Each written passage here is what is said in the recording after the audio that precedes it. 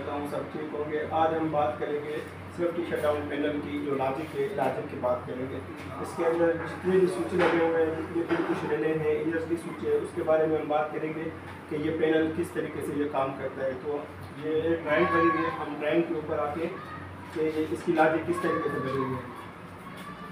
ये वाली जो लाइन है ये इंस्ट्रूमेंट एयर की लाइन है, और ये वाला जो सैम्पल आप देख रहे हैं ये हमारे पास प्रेशर रेगुलेटर का, एक ये वाला प्रेशर रेगुलेटर है और एक ये वाला प्रेशर रेगुलेटर है। पहले हम बात करते हैं ऊपर वाले की। ये वाला जो रेगुलेटर है इसको हम सेट करेंगे ईएसवी के, जो ईएसवी का जो सेट पॉइंट होगा ना, अगर ईएसवी हमारी 60 PSI पे ओपन होती है तो हम इसको 60 पे सेट करेंगे, अगर वो 80 पे होती है तो हम 80 पे एडजस्ट करेंगे। मतलब ये वाला रेगुलेटर जो है वो हमें ईएसवी के साथ एडजस्ट करना है, जितने पे ईएसवी ओपन होती है उतने पे हम इसको सेट करेंगे। ये सप्लाई चली गई पुल पुश रिले पे।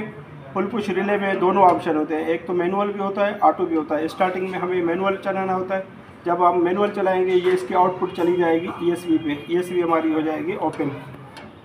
दूसरी वाली जो सप्लाई आ गई रिले अपना रेगुलेटर के ऊपर, इसको हम सेट करेंगे। जितने भी हमारे स्विच लगे हुए हैं ना, इनको रिक्वायरमेंट होती है 50 PSI की, तो हम इसको सेट करेंगे 50 PSI के ऊपर।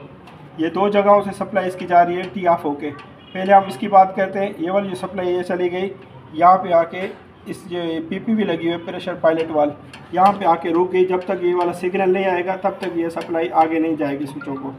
और दूसरे नंबर पे ये वाली यहाँ पे टी ऑफ हो गई है।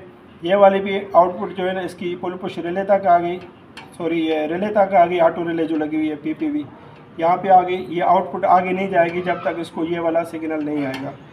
और तीसरी जो है ये वाली चली गई, ये पुल पुश रिले यहाँ पे आ गई, ये भी आगे नहीं जाएगी जब तक इसको ये वाला सिग्नल नहीं आएगा। ये वाली हमारी कंप्लीट हो गई। तीनों को जो है एक यहाँ चली गई, दूसरी जो है ना इस रिले पे चली गई, तीसरी इस रिले पे चली गई।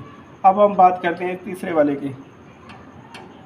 ये वाली सप्लाई जो है ये हमारे पास ESD बटन लगा हुआ है, ये मैनुअल बटन होता है। जब आप इसको पुश करेंगे तो ये आउटपुट इसकी चली जाएगी, ठीक है। पुश पे ये होता है, ये नॉर्मल होता है, और पुल पे ये ऑपरेट होता है।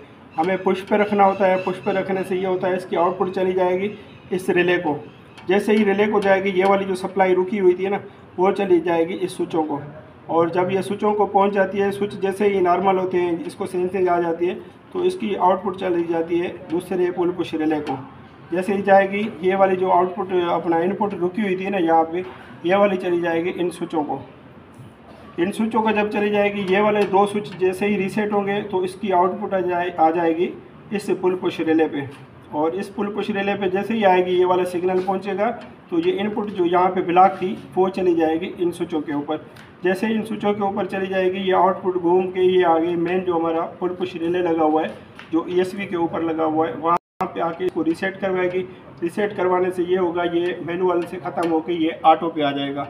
अब किसी भी सूरत में कोई भी स्विच ऑपरेट होता है तो उस सूरत में क्या होगा, ये वाली चीज़ जो है ना ये ऑपरेट हो जाएगी, इसका इनपुट ब्लॉक हो जाएगा और आउटपुट जो गई हुई है ना ESV पे वो वहाँ से रिलीज़ हो जाएगा। उस सूरत में हमारा ESV जो इमरजेंसी शटडाउन वाले वो क्लोज हो जाएगा।